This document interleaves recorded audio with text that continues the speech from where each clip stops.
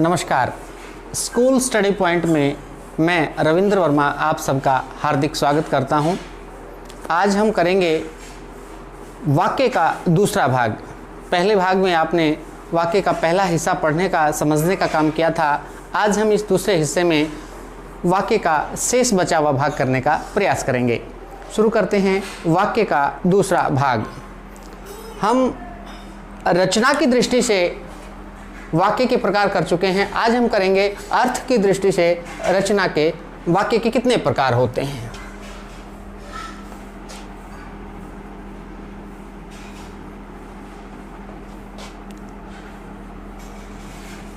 अर्थ के आधार पर वाक्य के प्रकार। जैसा कि हमने रचना की दृष्टि से पढ़ा था, 3 प्रकार के वाक्य होते हैं रचना की दृष्टि से। आज हम देखेंगे अर्थ की दृष्टि से वाक्य के 8 प्रकार होते हैं और ये 8 प्रकार किस प्रकार हमारे समझ में आ सकते हैं आसान तरीके से, उसको देखने का प्रयास करेंगे। पहला है विधानवाचक वाक्य। विधानवाचक वाक्य। दूसरा है निषेधवाचक। इसको नकारात्मक भी कहते हैं वाक्य।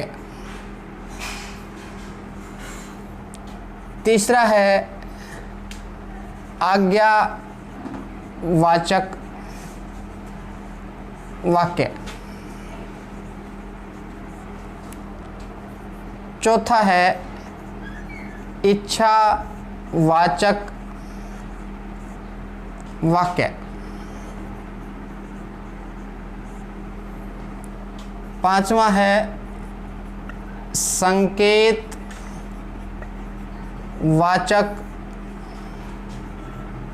वाक्य। छठा है संदेहवाचक वाक्य। सातवां है प्रश्नवाचक वाक्य। और 8वां व अंतिम है विस्मयसूचक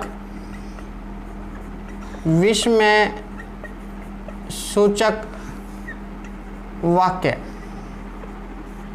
ये हमारे पास कुल 8 प्रकार के वाक्य हुए। किसकी दृष्टि से? अर्थ की दृष्टि से। यानी इस वाक्य का जब हम अर्थ निकालते हैं तो उस अर्थ के आधार पर वाक्य के कितनी श्रेणियां बनती हैं, उनको कितने भागों में विभक्त किया जा सकता है। पहला वाक्य हमारा विधानवाचक वाक्य।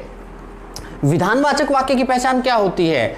सीधी सी पहचान है, ऐसा वाक्य जिसमें क्रिया के होने की पक्की सूचना होती है, यानी जिसमें कार्य संपन्न होगा या हो चुका है या हो रहा है, इस बात की पक्की सूचना इसमें दी जाती है। इस वाक्य को हम विधानवाचक वाक्य कहते हैं। जैसे सुरेश विद्यालय जाता है।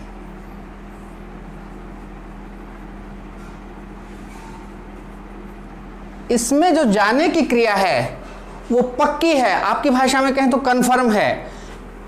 इसलिए इसको हम किस श्रेणी में रखते हैं? विधानवाचक वाक्य की श्रेणी में रखते हैं। सुरेश के विद्यालय जाने की निश्चित सूचना है, इस क्रिया के होने की निश्चित सूचना है, अतः हम इसको विधानवाचक वाक्य कहते हैं।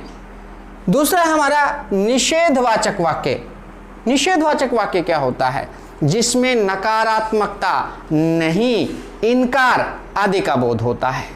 ऐसे वाक्य जिसमें नहीं का बोध होता है, उस वाक्य को हम किस श्रेणी में रखते हैं? निषेधवाचक वाक्य या नकारात्मक वाक्य। जैसे इसी को हम बदल लेते हैं, सुरेश विद्यालय नहीं जाता है। नहीं जाता है। अब इसका मतलब क्या है? सुरेश के द्वारा विद्यालय जाने की क्रिया नहीं की जा रही है। इसमें निषेधात्मकता किस शब्द के माध्यम से आई? नहीं के माध्यम से आई। इसी को हम इनकार करना या नकारात्मक या निषेधवाचक बात भी कहते हैं। तीसरा हमारा आज्ञावाचक वाक्य। आज्ञावाचक वाक्य क्या होते हैं? आज्ञावाचक वाक्य वे होते हैं जिसमें आज्ञाएं दी जाती हैं, आदेश दिए जाते हैं। इस प्रकार के वाक्य आज्ञावाचक वाक्य कहलाते हैं। जैसे सुरेश, इसी को बदल लेते हैं हम, तुम विद्यालय जाओ, तुम विद्यालय जाओ। इसका मतलब उनको आज्ञा या आदेश देने का काम किया गया है।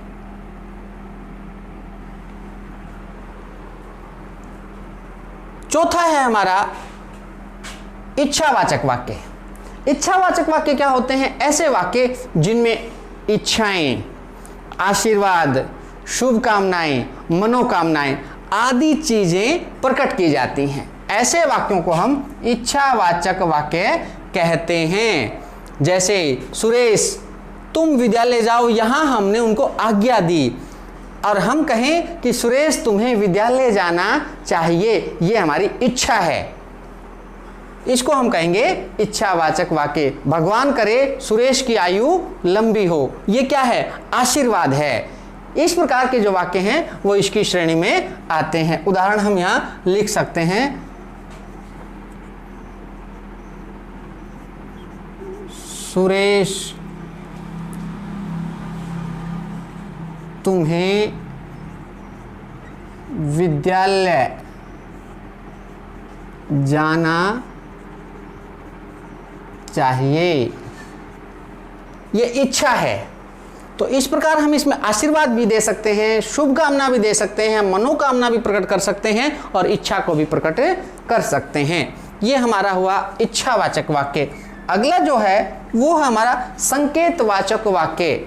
संकेतवाचक वाक्य क्या होता है? ऐसे वाक्य जिसमें एक क्रिया पूर्ण होने के लिए दूसरी क्रिया पर वह आश्रित होती है। यानी एक कार्य संपन्न होगा तो अगला कार्य संपन्न होगा। ऐसे वाक्यों को हम संकेतवाचक वाक्य कहते हैं। जैसे मेहनत करोगे तो सफलता मिलेगी, तेज दौड़ोगे तो प्रथम आओगे। यानी तेज दौड़ने की क्रिया हमें पहले संपन्न करनी पड़ेगी, तब जाकर हमें प्रथम स्थान प्राप्त होगा। एक क्रिया पहले संपन्न होगी, उसके ऊपर दूसरी क्रिया कार्य करेगी। इसमें हम उदाहरण क्या लिख सकते हैं? सुरेश विद्यालय जाएगा तो अच्छा नागरिक बनेगा। अब यहां पहली शर्त क्या है? विद्यालय जाना। जब वह विद्यालय जाने का काम करेगा तभी वह अच्छा नागरिक बनने का काम कर पाएगा। इस क्रिया के पूर्ण होने पर यह क्रिया निर्भर करेगी। ये पूर्ण हुई तो ये क्रिया बाद में पूर्ण हो पाएगी। इसको हम संकेतवाचक वाक्य कहते हैं। इसका मतलब है इस क्रिया के माध्यम से इसका संकेत किया गया है। अगर हमें ये क्रिया पूर्ण करवानी है तो पहले हमें ये क्रिया पूर्ण करनी पड़ेगी। अगला है संदेहवाचक वाक्य। ऐसे वाक्य जिनके संपन्न होने में संदेह बना रहता है। सीधी सी भाषा में अगर बात करें तो ये वाक्य हमें इस बात का संकेत करते हैं कि इसकी क्रिया शायद संपन्न नहीं होगी, होने के बारे में संदेह बना रहता है। जैसे शायद आज वर्षा होगी, हो तो हो नहीं भी हो। मोहन घर पहुंच गया होगा, क्या पता यहां से तो आधा घंटा पहले गया था मगर रास्ते में मित्रों के पास खड़ा हो गया हो, झगड़ा करने लग गया हो, खेलने लग गया हो, तो घर पहुंचने की उसकी पक्की बात हम नहीं कह सकते। इसको हम क्या कहेंगे? संदेहवाचक। उस क्रिया के पूर्ण होने में हमें संदेह बना हुआ है। सुरेश विद्यालय जाता है, शायद सुरेश विद्यालय गया होगा। अब ये पक्का नहीं कह सकते कि विद्यालय, यहां से तो विद्यालय का नाम लेकर गया, लेकिन रास्ते में खड़ा हो, कहीं रुक गया हो, तो इसलिए इसके साथ हमने किस शब्द का प्रयोग किया? शायद। माता जी खाना बना रही होंगी। अब तसल्ली कब होगी? जब हम घर जाकर देखेंगे। अब यहां से हम पक्का नहीं कह सकते, समय तो हो गया खाने का, भोजन का, लेकिन क्या पता माता जी को कोई और काम हो गया हो और अभी ये क्रिया पूरी ना हो पाई हो, तो इसमें संदेह बना रहता है। आठवां जो हमारा वाक्य है वो है प्रश्नवाचक वाक्य। ये बिल्कुल आसान है, जिसमें प्रश्न का बोध होता है, और आप सब जानते हैं अंत में इसमें प्रश्न सूचक चिन्ह, साइन ऑफ इंटेरोगेशन इसमें लगा हुआ होता है। इसको हम कहते हैं प्रश्नवाचक। जैसे क्या सुरेश विद्यालय गया है? अब इसमें प्रश्न पूछा गया है किस शब्द के माध्यम से? क्या शब्द के माध्यम से, और इसको प्रकट किससे किया गया है? प्रश्न सूचक चिन्ह के माध्यम से। ऐसे वाक्य क्या कहलाते हैं? प्रश्नवाचक वाक्य। आपका क्या नाम है? वह कहां से आ रहा है? कितने बजे हैं? इस प्रकार के जितने भी वाक्य होंगे सारे के सारे क्या कहलाएंगे? प्रश्नवाचक वाक्य। और अंतिम हमारा है विस्मय सूचक वाक्य। विस्मय सूचक से मतलब क्या है? विस्मय तो वैसे शब्द होता है हैरानी के लिए, लेकिन हमारे मन के जो भाव हैं, चाहे वह खुशी है, क्रोध है, घृणा है, इन सब भावों को व्यक्त करने वाले जो वाक्य होते हैं वे सारे के सारे वाक्य किसमें शामिल किए जाते हैं? विस्मय सूचक वाक्य में शामिल किए जाते हैं। और सुरेश विद्यालय गया है। विद्यालय गया है, ये हमारी हैरानी को प्रकट करता है। जो बच्चा कभी अपने स्कूल की तरफ जाने का सोचता भी नहीं है, वह आज विद्यालय में गया है, इस बात पर हैरानी प्रकट की जा रही। अरे विद्यालय सुरेश गया है, छी छी कितना गंदा बच्चा आ रहा है, घृणा का भाव उससे प्रकट होता है। इस प्रकार के जो वाक्य होते हैं ये हमारे विस्मय सूचक वाक्य कहलाते हैं। तो ये अर्थ के आधार पर हमने 8 प्रकार के वाक्य किए हैं। इन उदाहरणों के अतिरिक्त हम एक एक उदाहरण और करने का प्रयास करते हैं ताकि इनके साथ साथ आप अच्छी तरह से उसको समझ लें। पहला वाक्य है विधानवाचक वाक्य।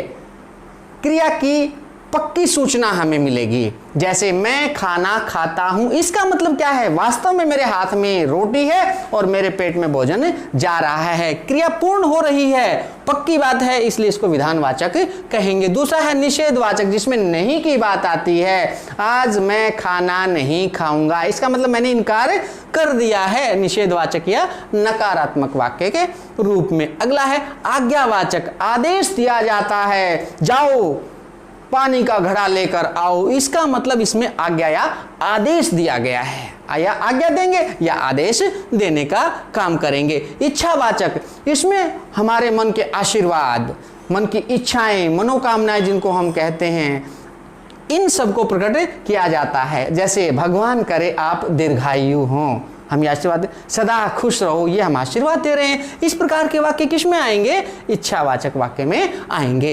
अगला है हमारा संकेतवाचक वाक्य। इसमें क्या होता है? एक क्रिया के माध्यम से दूसरी क्रिया का संकेत दिया जाता है। पहली क्रिया संपन्न होगी तो दूसरी क्रिया अपने आप संपन्न हो जाएगी। जैसे मेहनत करोगे तो सफल हो जाओगे। इस प्रकार के वाक्यों को हम किस में शामिल करते हैं? संकेतवाचक वाक्य।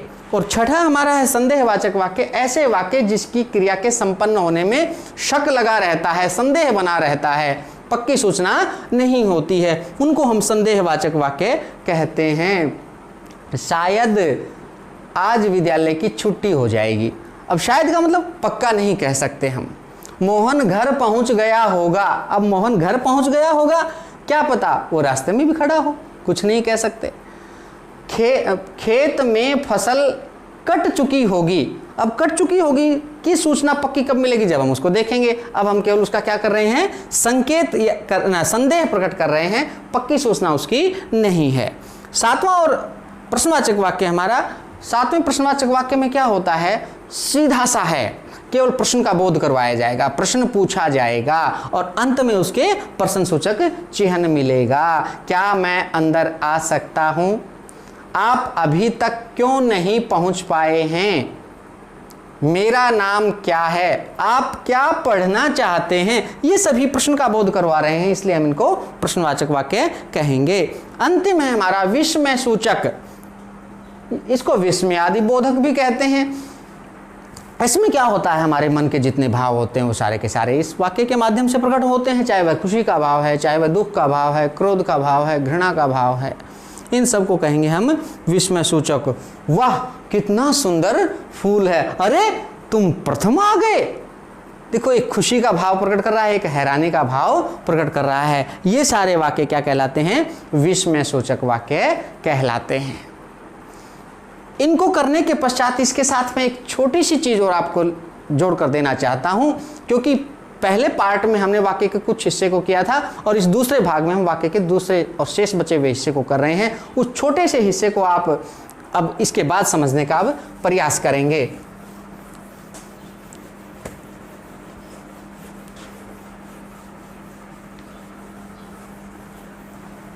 वो है हमारा वाक्य रचनांतरण।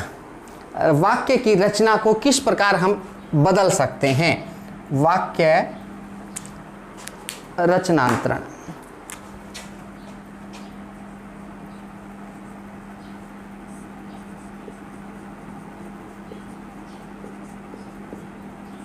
वाक्य रचनांतरण होता क्या है, एक प्रकार की वाक्य रचना को दूसरे प्रकार की वाक्य रचना में बदलना।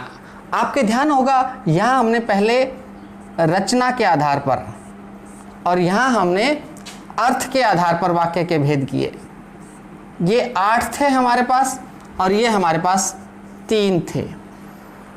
वाक्य रचनांतरण क्या है, अब हम दोनों के आधार पर समझने का प्रयास करेंगे।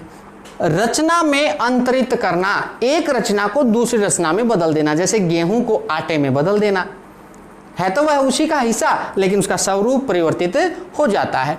यहां वाक्य रचनांतरण क्या है, मान लीजिए हमारे पास सरल वाक्य है तो संयुक्त वाक्य में बदले, संयुक्त वाक्य है तो मिश्र वाक्य में, या मिश्र वाक्य है तो सरल वाक्य में। एक प्रकार की रचना को हम दूसरे में लेके जाएंगे। ठीक इसी प्रकार इधर भी हमारे पास विधिवाचक वाक्य है या आज्ञावाचक है, इच्छावाचक है, या हमारे पास प्रश्नवाचक है, विस्मय सूचक है। इनमें से किसी एक प्रकार के वाक्य को दूसरे प्रकार के वाक्य रचना में बदलना वाक्य रचनांतरण कहलाता है। परिभाषा क्या बनती है, बिल्कुल साधारण सी और छोटी सी परिभाषा बनती है, वाक्य की एक रचना को दूसरी रचना में परिवर्तित करना वाक्य रचनांतरण कहलाता है। जैसे महेश हिंदी पढ़ने के लिए शास्त्री जी के पास गया है। महेश हिंदी पढ़ने के लिए शास्त्री जी के पास गया है। इसमें देखिए आप लोग, पहला हमारा ये सरल वाक्य है। इस सरल वाक्य को दूसरे प्रकार की वाक्य रचना में हम बदलेंगे। कैसे बदलेंगे, ये सरल वाक्य है, इसको संयुक्त कर देंगे। महेश को हिंदी पढ़नी है, महेश को हिंदी पढ़नी है और वह शास्त्री जी के पास गया है। अब देखिए, महेश को हिंदी पढ़नी है, ये पहला सरल वाक्य। वह शास्त्री जी के पास गया है, ये दूसरा सरल वाक्य। और बीच में ये जो हमारे आया है और, ये योजक शब्द है। इसका मतलब ये हमारा पहला जो था वो सरल वाक्य था, हमने इसको दो सरल वाक्य बनाकर एक योजक से जोड़ दिया। इसलिए ये क्या हो गया, संयुक्त वाक्य हो गया। इस चीज को व्याकरण की भाषा में हम कहते हैं वाक्य रचनांतरण। इसी प्रकार हम सरल को संयुक्त में भी बदल सकते हैं, संयुक्त को मिश्र में भी बदल सकते हैं और मिश्र को सरल वाक्य में। अब इसको हम मिश्र वाक्य में बदल कर देख लेते हैं लगे हाथों, बिल्कुल आसान हो जाएगा हमारे लिए। महेश हिंदी पढ़ने के लिए शास्त्री जी के पास गया है, क्योंकि महेश को हिंदी पढ़नी है, क्योंकि महेश को हिंदी पढ़नी है, इसलिए वह शास्त्री जी के पास गया है। ये हमारा हो गया मिश्र वाक्य। एक ही वाक्य को हम तीनों रूपों में बदल सकते हैं। ये रचना की दृष्टि से रचनांतरण था और अर्थ की दृष्टि से भी हम रचनांतरण कर सकते हैं। ये इससे भी आसान है। जैसे मान लीजिए हमारे पास विधानवाचक वाक्य है, मैं खाना खाता हूं, और हमें इसका रचनांतरण करना पड़ जाए निषेधवाचक वाक्य में, तो मैं खाना नहीं खाता हूं।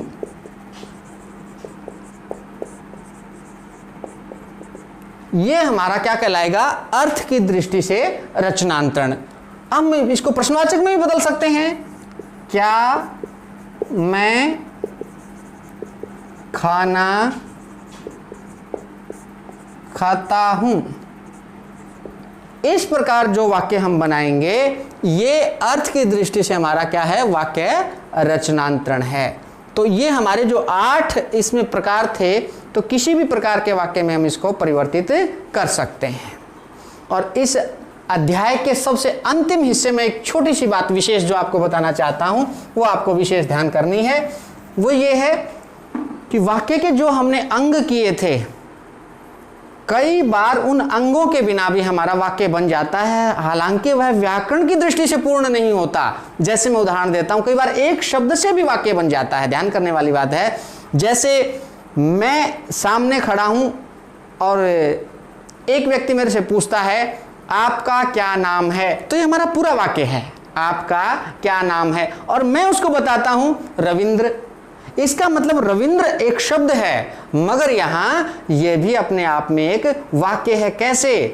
ये इसलिए क्योंकि सामने वाले ने जो प्रश्न पूछा था, मेरे रविंद्र शब्द में पूरा अर्थ छिपा हुआ है। कैसे? कि मेरा नाम रविंद्र है। इसको हम कहते हैं लघु वाक्य। यह शब्द हमने पहले इस्तेमाल नहीं किया था, इसलिए हमें ध्यान होना चाहिए। लघु वाक्य का प्रयोग केवल और केवल कहां होता है? आपसी वार्तालाप में होता है, आपसी वार्तालाप में, या बातचीत जिसको हम कह सकते हैं। अब ये आपसी वार्तालाप या बातचीत है, ये संक्षिप्त वाक्यों को भी जन्म देती है। दो लोग आपस में बात कर रहे हो, वो इसी प्रकार बात करेंगे। तुम कहां से आए हो? घर से। कब जाओगे?